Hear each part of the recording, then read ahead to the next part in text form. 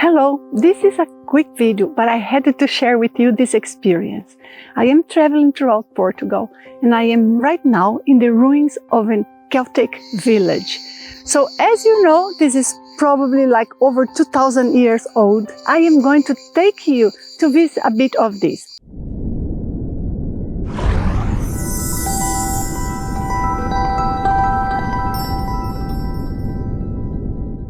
The reason why I'm doing this video here is to tell you how important it is that we have zero preconception when we try to sense the energy of some places. One of the things that I notice the most is that when someone goes to a beautiful place, because it's modern, because it has been recently built, they tend to think that it's positive. Oh, it's wonderful. And if there's a beautiful decoration, oh, it's a very nice energy. Because people go with the visual appearance of things. And that is a big mistake. A mistake that those who do it here inside the body will do also in an astral projection outside the body. They see something and they jump into conclusions. So I came here knowing that so many people lived here and trusting I would sense some of the energies of the ancient places that were here. I have also been into many different ruins. I'm going to walk by some, I hope, but if not, I'm going to show you some pictures here while I explain. And you go there, the energy in many cases is just agreeable. It's okay, you can relax in there. Bottom line, it's obvious. We have to pay attention to elements that are not observable with the physical eyes. We are influenced by what we see. So the only way to do it is to reduce to the maximum our preconceptions and to be attentive to what sort of reaction happens on us. And reaction can be a change in our thought pattern, a different emotion, or sometimes we just feel a little bit down for no reason, or we feel we are inspired, we feel we want to jump.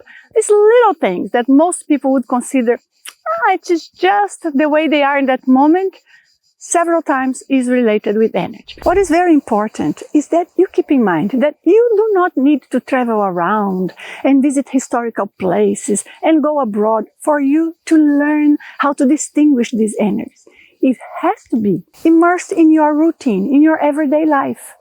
When you do that, you will find the references you need. Let me share with you a personal story of mine, a situation that happened. Because long ago, when I still used to live in São Paulo, Brazil, I remember that some mornings I would walk around the city. So I was in a beautiful avenue and I could walk around. I remember that in the mornings that I would walk around, while I was in that little tour, it was a beautiful area of São Paulo, but there was a soccer stadium.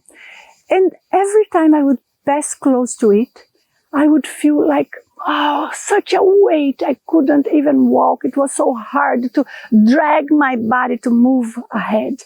And in other moments, I would turn okay.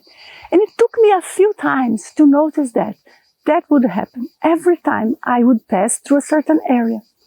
I would normally just consider coincidence and not go there anymore.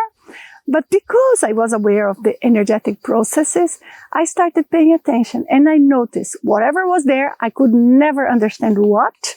I could never decipher the situation that was there, multidimensionally speaking, in the non-physical spiritual level, but something was there and it was not nice.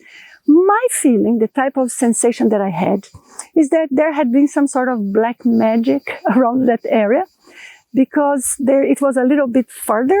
I mean, it was in the heart of the city, but there were not so many roads leading there, because that was more for pedestrians when they would go to watch a game or something like this.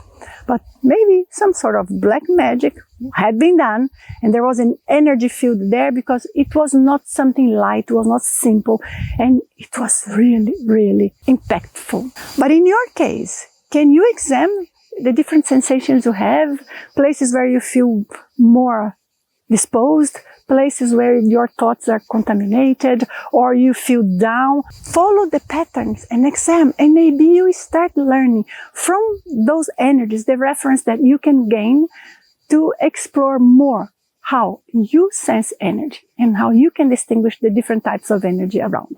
Let me show you a little bit more of the place here. And there are so many interesting corners. I'm going to bring you to check them. Yesterday, I was walking around here and I went to so many places, so many corners. But all of a sudden, I passed by a little house that was beautiful. It was being remodeled. It was nothing amazing. It's just an old house in a village. But all of a sudden, I felt such a pressure like in my ears. And then I spent hours and hours with sort of energy gravitating. I had to work with energy several times so that I would be less impacted by that. It was not like an energy attack that you feel down. No, it was something that most people would not even notice. It was almost like just an atmosphere that changed around. But because I am very used to this sort of sensations that for me, I feel in my ears, for you, probably it would be something different. It's usually different from one person to another. But because of that, what happened is that I was very attentive that something was different in my energy. And usually when I observe this, it's related with old energy and something that is lingering around, but not a direct attack, if you understand what I mean. So it's different type of contaminations of energies, and some of those are not so easy for us to detect. What is very important is that we are not looking for what's wrong, what I'm sensing is energy. No. But on the other hand, don't be like, oh, everything is okay. No. Just have your senses up there, your antennas are up, but on the other hand, you are okay. And then you will learn with time how to distinguish these many different types of energy that we can have around. I'm going to show to you a little bit of the place here. The energy here of this place is so beautiful. There are so much of nature. The energy that comes from the mountain range that is around, if you just stop in a corner, that invades you. It's really beautiful and peaceful place. But there are corners, there are small areas where things happened and we have to be attentive. So I'm going to show you all of that. Each of these little squares that we see, they were rooms. And of course the rooms were quite small. So when we see like these rocks that they are here on the surface, they would use some of those that would surface naturally and some they would just place there to form the different rooms of the house. So if you see here, for instance, this probably was like a bedroom or something. Of course, right now, it's not so well established.